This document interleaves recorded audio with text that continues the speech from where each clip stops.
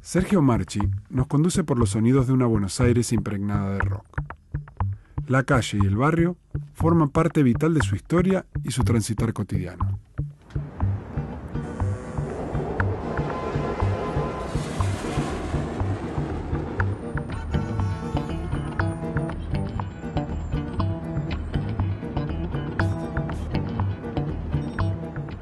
Mi nombre es Sergio Marchi, soy periodista, me especializo en rock.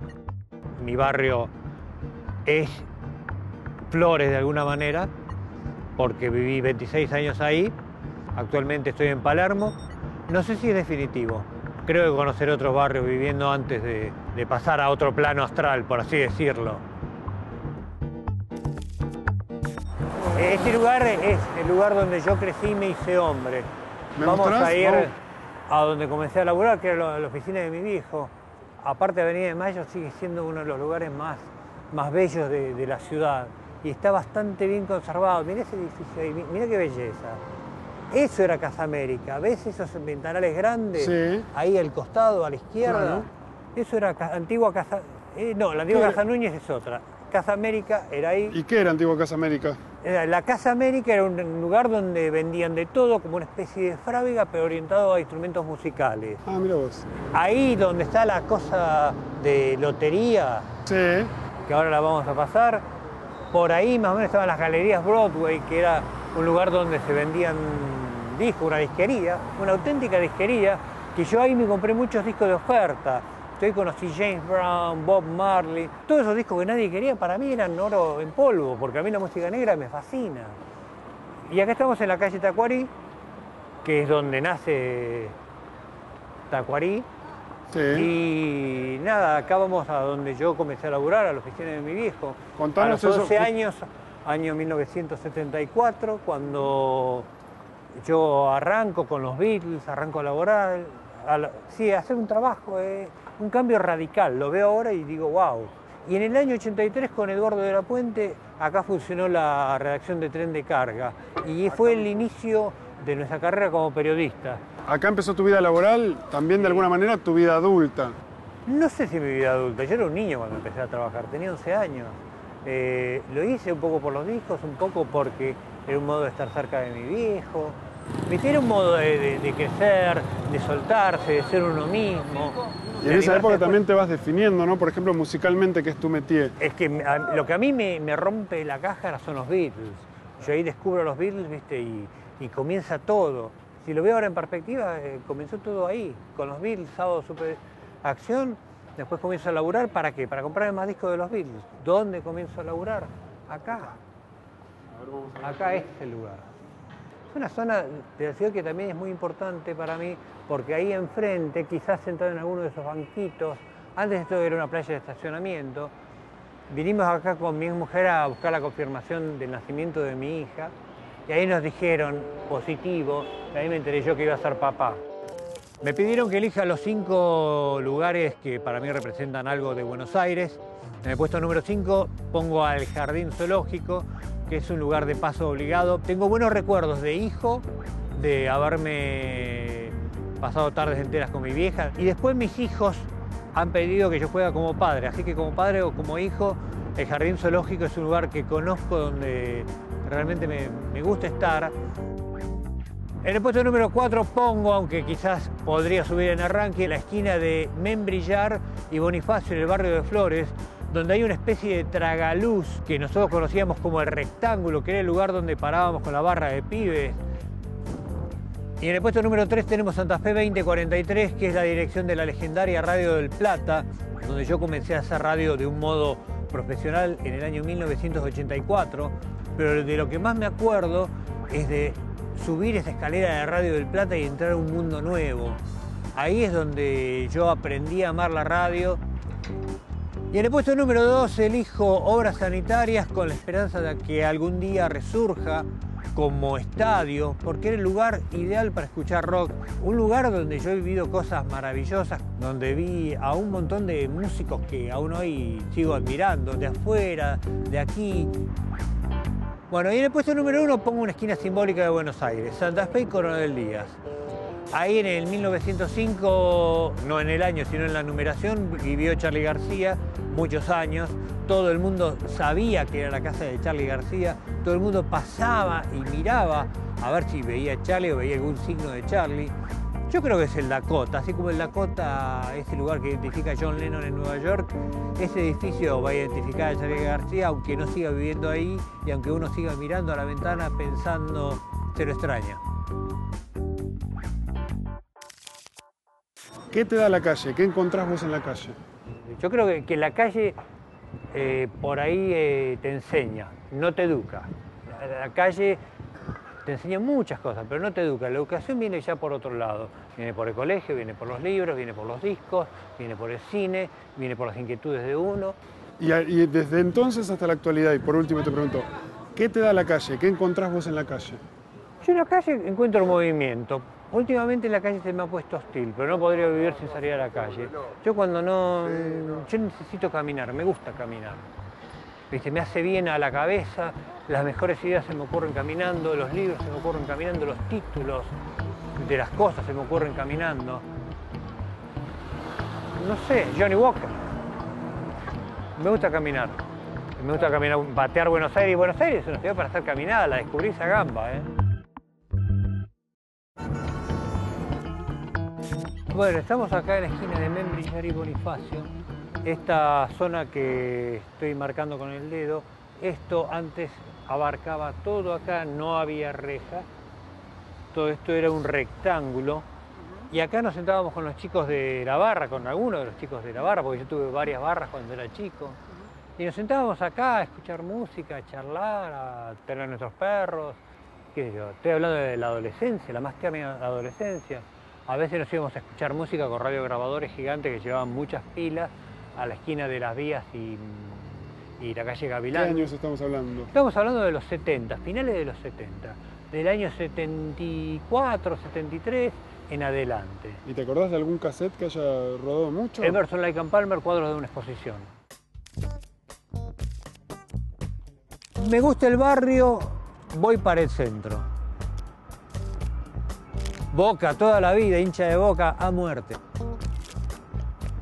Me gusta el subte, amo el subte, se tiene que prolongar todas las líneas al infinito. Hoy cortado. Asado. Clásico.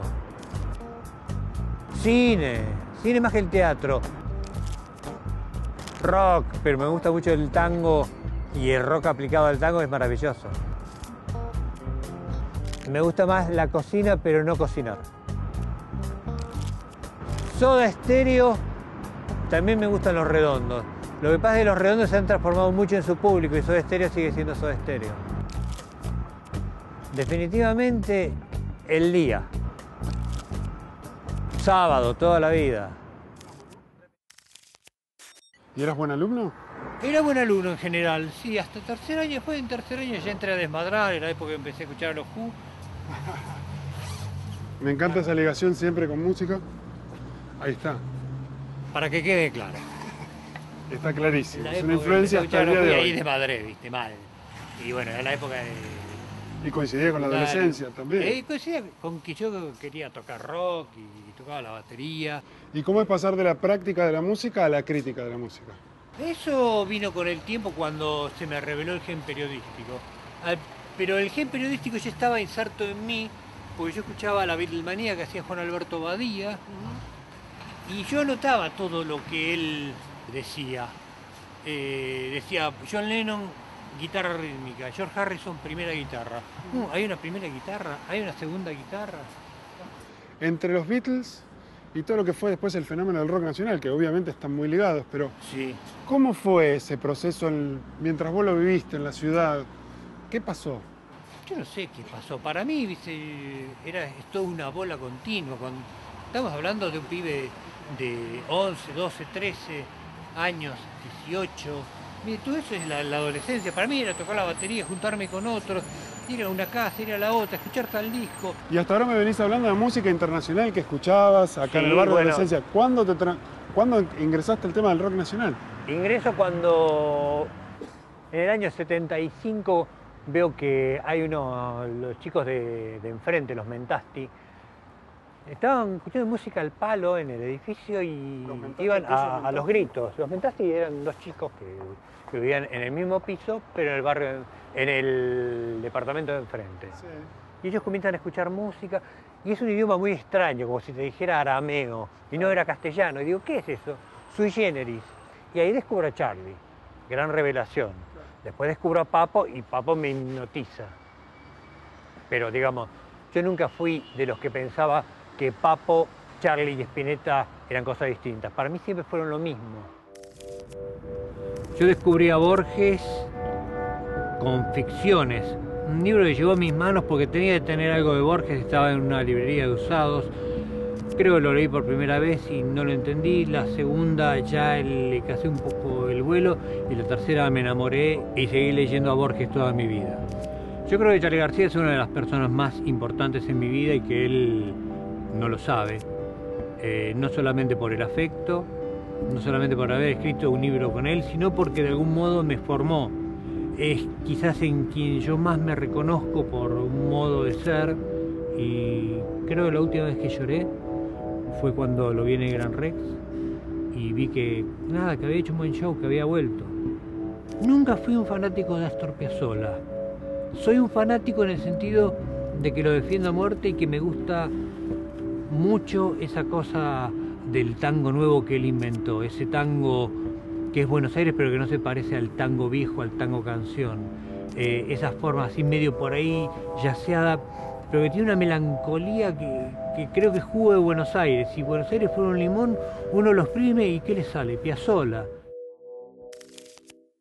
¿Qué es lo que te dio el barrio? El barrio me dio la identidad. Yo soy de barrio, yo viví acá. Acá vivo. Opa, buen fallido. Acá viví entre mis 3 años y mis 26 años. Viví 23 años acá. Acá en el sexto 25.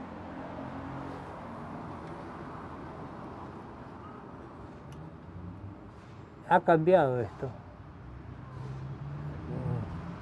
¿Cómo era el tema de los Beatles que decía? Ha cambiado y no para mejor. Son forever, not for better. Qué mal que canto. In my life.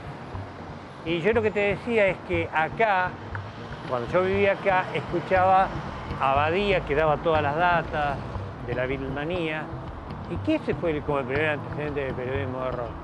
Y nada, después trabajé con Badía y fui amigo de él, y es otro de los amigos a los que extraño mucho, mucho.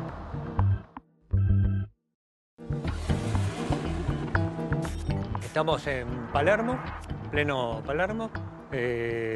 Vivo por acá hoy, mañana no lo sé. Me estoy acostumbrando al nuevo barrio. Es un lindo barrio, muy ruidoso. Hay mucho turista, me gusta que haya turistas, escuchar distintos idiomas. Pero los días de fin de semana, viste, hay mucha conga. Claro. Y yo prefiero un poco más de silencio. ¿Cuánto llevas, te iba a decir, con este barrio tan...? Mira, me estoy encontrando un poco. Toda mudanza, viste, tiene su cosa. Ahí tengo la lavandería, enfrente tengo el gimnasio, voy al gimnasio. Pero salgo mucho a caminar por acá porque es lindo. Y este es uno de los barrios que más se ha transformado de Buenos Aires. Sí, bueno, yo este barrio lo curtía mucho en una época porque había muchos pubs por acá. Estaban, no sé, Fandango, Boavista, Cabo Verde. Para quien no conociera ese barrio, era completamente distinto. Este barrio era completamente distinto, no había negocios, era un barrio como de casas bajas, muy lindo. Y era mucho en los 80, curtir, viste, bares, calles, pubs. Y te puedo pedir que me cuentes algo, por ejemplo, yo tengo la intriga, no vivía en la ciudad, no conocía. ¿Cómo fue la primavera democrática, que tiene un poco que ver más o menos con lo que estás contando? Fue sensacional. La primavera democrática fue la época más linda, te diría, que yo viví. Porque, viste, se iban los militares, aparecía algo nuevo y era la cosa de, bueno, ahora las cosas van a mejorar, van a cambiar, y de hecho cambiaron. ¿En qué se podía notar, digamos, esa primavera? Y se notaba un poco en el ambiente, ¿viste? Ya en el aire, Love is in the air, esa mano. Era como una explosión, había muchas bandas nuevas, había bandas buenas, qué sé yo, la sobrecarga, fricción, los twists, los abuelos, Miguel Mateo Sass, Virus o Estéreo. Había muchos grupos, mucha cosa nueva, estaba todo por descubrirse, todo por hacerse. Pensá que el rock había sido una cosa muy subterránea y que de repente había encontrado la popularidad. Y vos que viviste el principio de eso, ¿cómo se transformó internamente? De pasar de ser algo completamente alternativo a ser algo más masivo, ¿no? Y más que nada por los medios comenzaban a requerir rock, y entonces había muchas más posibilidades de circulación. Entonces las cosas eran distintas y aparte de una época musical dorada. Por ejemplo, ahí enfrente, si ves, es negocio de ropas, después de que pase el bondi escolar. Claro. Ahí estaba Cabo Verde y Boavista, tuvo dos nombres. Y yo un día estaba tocando, no, miento. Yo estaba tocando ahí por alguna razón, con alguna banda, y de repente siento como una fuerza, ¡wow! Una guitarra así, me doy vuelta y era Charlie que estaba tocando. Maravilloso. Bueno, me pidieron que elija los 5 discos que más influyeron en mí del rock argentino. Puesto número 5, Amor Amarillo de Gustavo Cerati. Un disco que quiero intensamente porque es bello por donde se lo mire, porque dice mucho de la vida de Gustavo y porque quizás dice mucho de lo que yo estaba pensando en aquella época. Y creo que es ahí donde yo empiezo a pensar que en algún momento yo también tendré mi amor amarillo y tendré mi familia y mi hijo y mi hija, y hoy esos deseos están cumplidos. Puesto número 4 para el disco de Manal, que era doble, que era como una especie de compilado, porque Manal es Buenos Aires, Manal es tango, es blues, es rock, es de acá, no podría haber sucedido en ningún otro lado, más porteño que eso no hay, y Javier Martínez en ese disco ha plasmado lo más argentino y porteño que puede existir en el rock. En el puesto número 3, coincidentemente ponemos Papos Blue Volumen 3, porque es un disco de rock and roll formidable.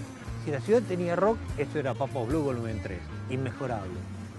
Y en el puesto número 2, La grasa de las capitales de Serú Girán, disco que a mí me inicia en el periodismo de rock, porque yo estaba tanteando qué quería hacer de mi vida. Yo pensé que iba a ser un baterista toda la vida, y ese disco a mí me dispara un montón de emociones que tienen que ver con mi adolescencia. Y en el puesto número 1 pongo Pescado 2, porque me parece uno de los mejores discos que se han hecho aquí. Y es como un Sgt. Pepper de la psicodelia porteña. Un disco maravilloso. Cualquier disco de Pescado es maravilloso, porque el Pescado Rabioso es un animal mutante a lo largo de 3 discos. Pero ese disco en especial de Pescado Rabioso es mi descubrimiento del genio de Luis Alberto Spinetta. Y pensando en aquella época que hablábamos recién de la primavera democrática y ese cambio del rock el rock actualmente en festivales, auspiciados por marcas, dentro de una estrategia de marketing. ¿Qué te parece ese cambio? Mira, los cambios son cambios. Yo no me pongo a analizar si fue... Yo creo como Spinetta que todo tiempo por pasado no fue mejor, que mañana es mejor, y espero fervientemente que así sea. Obviamente se perdió un poco de magia, se perdió un poco de mística, se perdió un poco de cierto espíritu amateur, pero las cosas cambiaron y son así, no tiene mucho sentido decir qué bueno que hubiera seguido todo como antes. No es necesario, viste, quedarse... Yo no soy un tipo que se queda anclado en el pasado, si bien lo estudio mucho porque es mi profesión. Saber de historia, saber de la historia de las bandas, saber de música. Pero no, yo mismo también fui cambiando, entonces ¿por qué no va a cambiar el barrio y no van a cambiar las costumbres y los modos de socialización? ¿Y vos crees que en ese sentido, te digo, Buenos Aires no tiene su propio sonido, digamos? Buenos Aires sí, tiene un sonido infernal. Es un sonido que va mutando como va mutando la ciudad. Buenos Aires es una ciudad muy dinámica, muy mutante, muy cambiante, evoluciona. ¿Es algo que te gusta de la ciudad o es algo que ¿Cómo? es algo que te gusta o que no te gusta de la ciudad? Mirá, uno siempre tiende a estandarizarse en lo que le gusta y en donde se siente cómodo, pero la naturaleza del ser humano es la evolución, es cambiar. Entonces tenés que cambiar. Como decía Charlie, cambiar es bien, aún sin amor, aún sin creer. Sin los cambios no hubiéramos tenido Sgt. Pepper, no hubiéramos tenido Pet Sounds, Sin los cambios no hubiéramos tenido Charlie en el primer disco solista, yendo de la cama al living, no hubiéramos tenido Tris Moderno, no hubiéramos tenido Privé de Spinetta. El cambio es esencial. Aunque nos cueste mucho cambiar, hay que intentarlo. Yo por lo menos lo intento.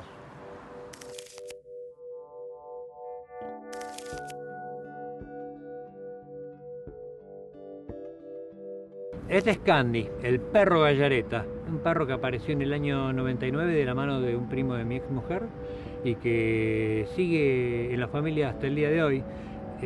Gritona, ladrona, creo que me copió muchas cosas, perro copión.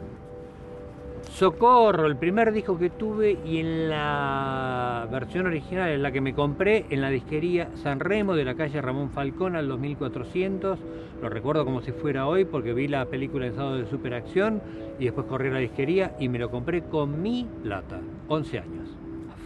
La batería CAF, mi segunda batería, esa fue la que mejor sonó. Yo me sentía Stuart Copeland y tocaba peor que podría decir, pero esa batería sonaba, tenía una sonoridad muy especial, tenía una cosa muy ágil. Yo me sentía el baterista de The Police realmente. El Submarino Amarillo que me compré en Liverpool cuando me di gusto de conocer la ciudad mítica donde aparecieron los Beatles, que para mí fueron el comienzo de todo. El Submarino Amarillo ya hoy no me pertenece, si bien lo compré, se lo compré a mi hija. Es de los dos, nos representa algo que nos vincula, que nos va a unir siempre. Ya, como diría un policía, ¿dónde estamos dirigiendo? Nos estamos dirigiendo a una esquina mítica de Buenos Aires, por lo menos para mí, donde en esa primavera democrática yo pasé momentos lindísimos, vi cosas buenísimas. Ahí vi a Sumo, vi a Los Redonditos de Ricota, vi a Charlie tocando para 100 personas, con Giovanni y los de Plástico, vi a David Lebón haciendo Russo y sus cometas, tocaba La Torre, tocaban todas las bandas de la época, pasaban por ahí, por ese lugar que alguna vez fue como mi casa, fuera de mi casa. En ese lugar, digamos, pasó mucho de la historia del rock. Hubo muchas cosas de la historia. Y el lugar es este que estamos viendo acá, que en la fachada sigue más o menos parecido, solamente que la entrada no estaba por acá. Esto es lo que fue alguna vez la esquina del Sol. Acá hubo mucho rock and roll, acá viví momentos espectaculares y vi cosas increíbles del rock argentino. Creo que vi a Soda Stereo acá. Soda Stereo tocó acá para no sé cuántas personas, pero eran una banda como nueva. ¿Es este tu Buenos Aires? Este es mi Buenos Aires, sí. Es parte de mi Buenos Aires, porque hay muchos Buenos Aires, así como hay 100 barrios porteños, hay mucho más Buenos Aires que uno tiene, porque ha pasado, porque le han pasado cosas, porque le han sucedido montones de situaciones que son de distintos puntos geográficos. Pero en mi historia este es mi Buenos Aires, y este fue un Buenos Aires muy divertido, muy feliz.